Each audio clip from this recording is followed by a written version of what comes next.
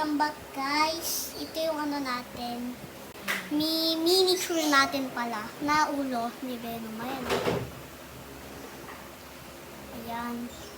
Ayan nga eh. Tiyatanong nyo kasi guys. Kaya siya ma-messy. Kasi hirap nga ito gawin eh. So, ito yung tsura niya.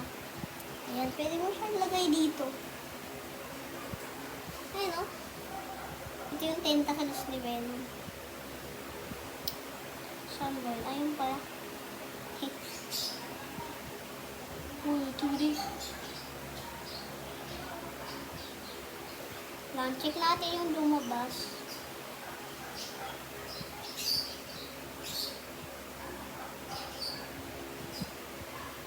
Ayan, astig.